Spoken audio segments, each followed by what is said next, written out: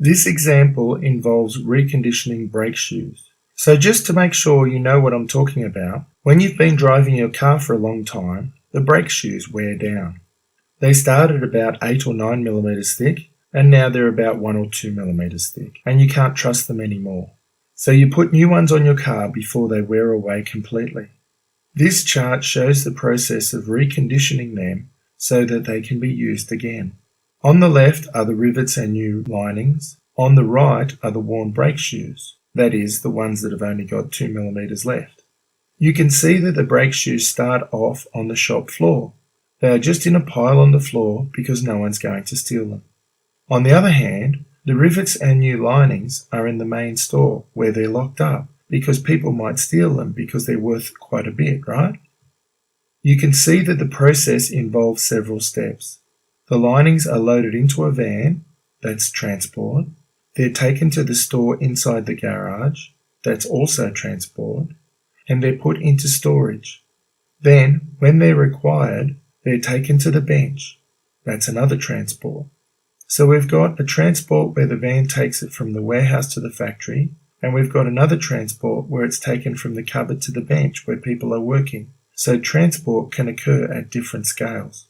Now, you see here on the left, the rivets and new linings are treated separately for a while.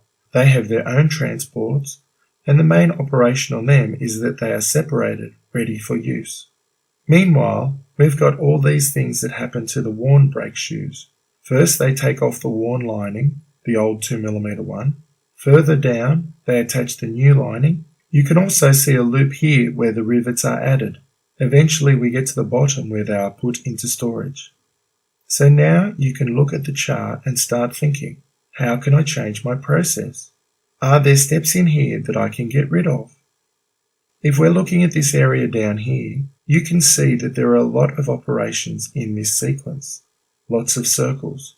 You might start thinking, can we eliminate some of these operations? Can we automate some of these operations? For example, get a machine to do them so that it's cheaper.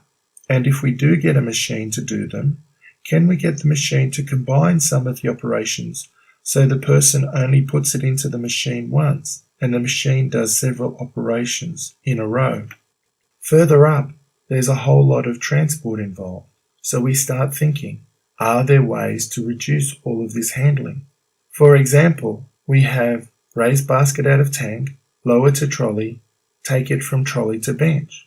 What if we put the tank on the bench so there would be less transport involved? As you can see, the overall aim of using these diagrams is to reorganize the layout of your factory to make it more efficient.